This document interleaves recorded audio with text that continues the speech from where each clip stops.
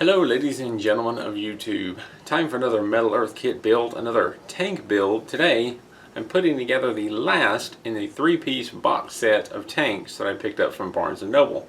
I believe this is a Russian tank, or no, excuse me, Soviet Union tank that is credited as being very efficient. I don't know much about it, but I'm curious to see how it builds. So let's open this up and see what's inside.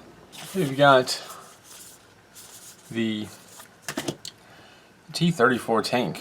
We have the envelope with the metal sheets inside, as you can see there. And then we have the instructions that unfold. There's the nozzle for the tank, or the gun of the tank.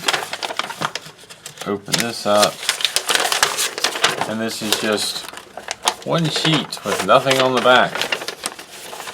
So if we look at the top half, see if we can't get this off without tearing a lot. There we go. Put that to the side. We have the usual Metal Earth 3D cut model, the line drawing of the completed model, a bit about insertion tabs, insertion holes, fold lines, the little thing about needle nose pliers being helpful for assembly. And down here, what I call the legend, the blue circle, when you see that beside a connection, means to fold the tab over 90 degrees. When you see the green triangle next to a connection, it's indicating to twist the tab 90 degrees. And a little note down here to pull and twist to make a more secure connection, and that's true. We have one of the metal sheets down here, not that one. There we go.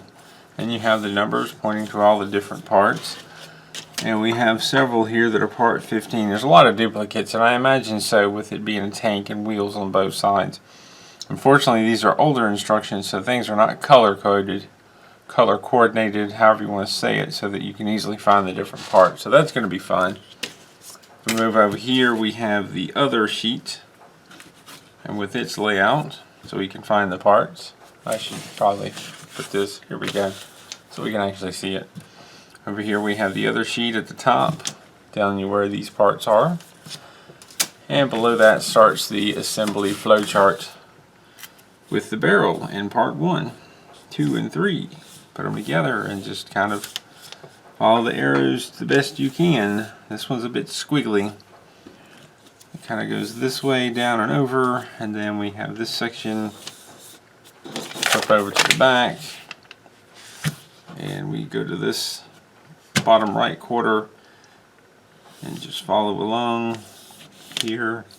There's all the wheels, and then this bottom quarter here, bottom right quarter, just finish up and follow and put the pieces together, and down at the bottom you have the completed build. Let's talk tools. I have a pretty standard set of tools that I use in most every build. I have needle nose pliers, I have flat nose pliers, I have flush clippers. These are a must for me. They clip parts off the sheets quickly and cleanly. I have a set of precision tweezers, one with a very pointed end, one with the pointed end ground down slightly, and flat set with a sort of curved tip, useful for twisting tabs in slightly curved areas. I also have a pretty standard set of tweezers with a flat angled end. These come in one of the Iconics kits, and I use them a lot. When it comes to shape and rounded parts, there are many options. I used dowel rods for a long time.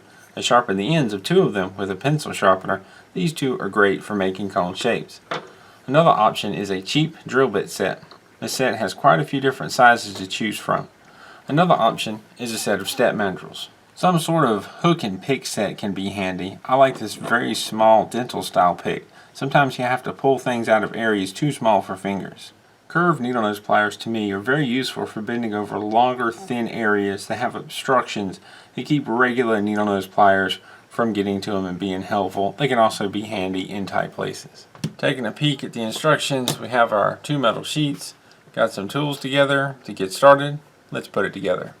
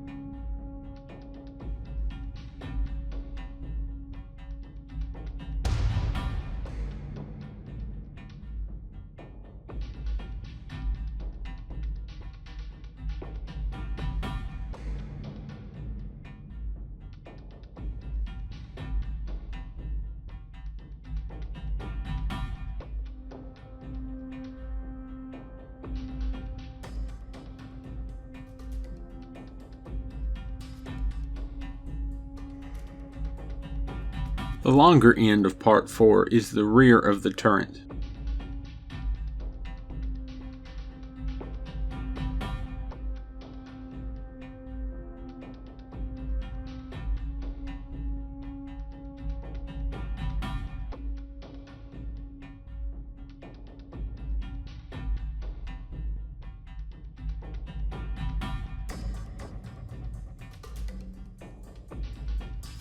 Still using fingernails to bend over tabs.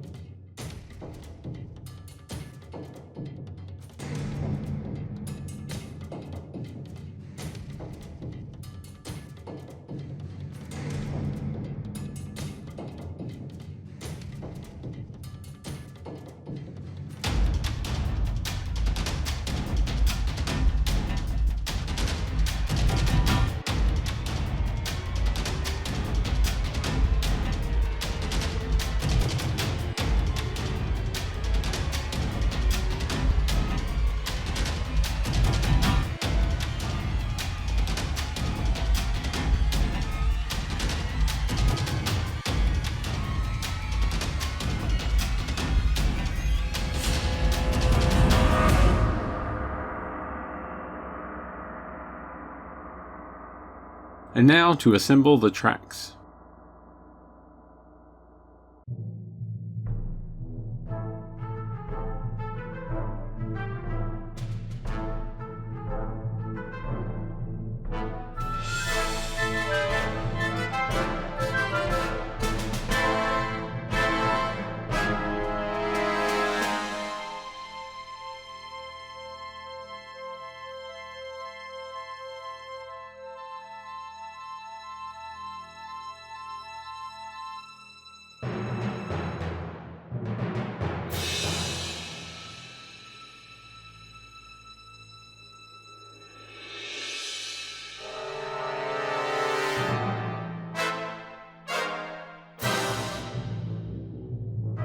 These wheels were a bit different than others I had assembled before. This time there is a ring that goes inside the wheel and has tabs poking out from the inside. It took me a bit to find a good way to assemble them.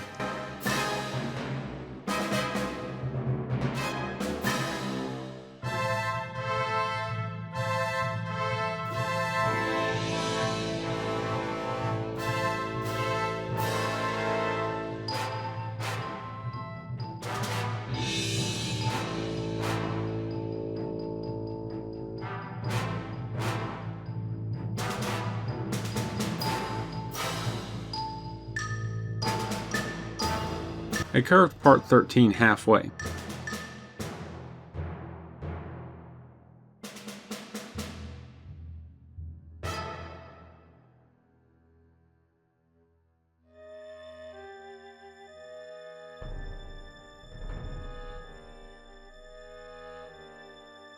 Then placed one tab of part 14 inside using tweezers. Then wrapped part 13 the rest of the way over the tabs.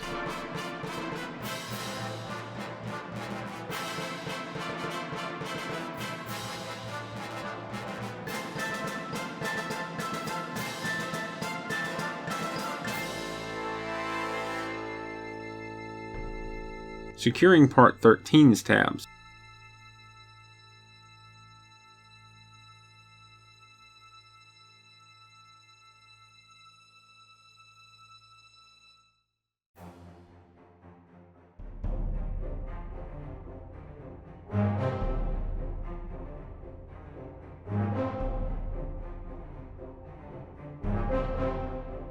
Then I attached part 15 and bent over all the tabs.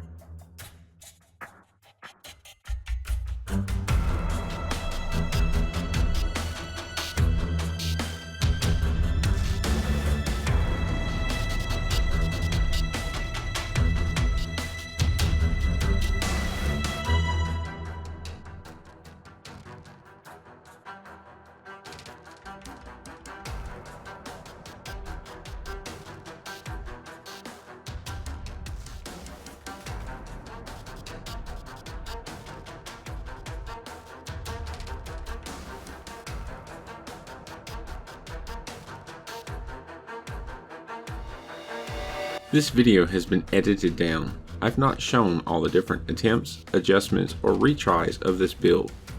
I also clip out parts where I am studying directions, searching for and clipping parts, and sometimes repetitive steps. It may make this kit look like it comes together easier than it did, but there are a lot of bending and adjusting of parts to make things fit. Work slowly, be patient, and take your time.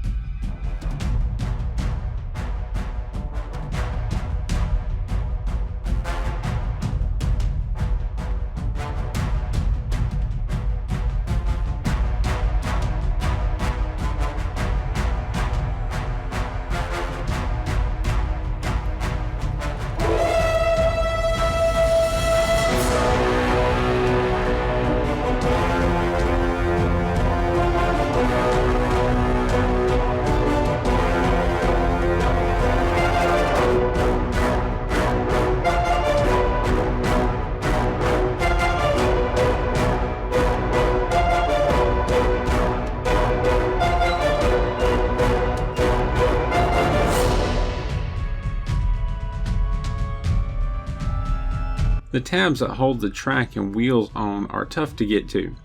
One of them is impossible because it is inside a wheel unless you leave the cover off until after twisting the tabs. I was able to twist 2 of the tabs, and the 4th is just barely accessible, but difficult to twist in its tight space. I twisted it, but not sure how well.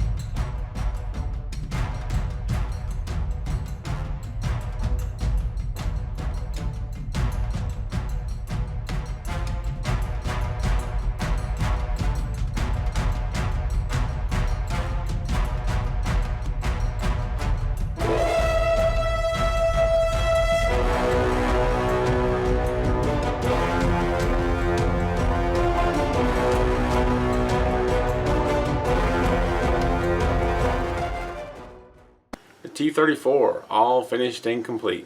I don't feel like this one was that difficult. I feel like this was the easiest of the 3 that I've done so far. Part of that may be because I've had some experience in building the tanks and the tracks, so that helped out. But I also think a large part is because you've got 10 wheels that are exactly the same, 5 on each side.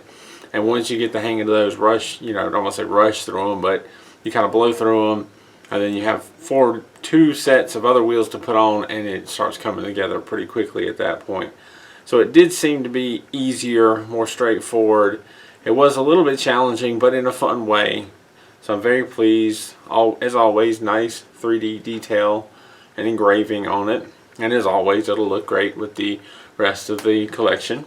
I find myself quite pleased with the 3-pack from Barnes & Noble. There's a video where I purchased that. Barnes & Noble has box sets. They're the Metal Earth. They're just in white boxes, and they have a few that are several in one, and that's where this came from. So this leaves me one more tank to build. So far I'm really enjoying it, getting past the original frustration of that first tank. I get frustrated with it, but once you figure it out, it becomes fun and it becomes addicting. If you have any questions or comments, please feel free to leave them down below. Thank you for watching, and keep on keeping on.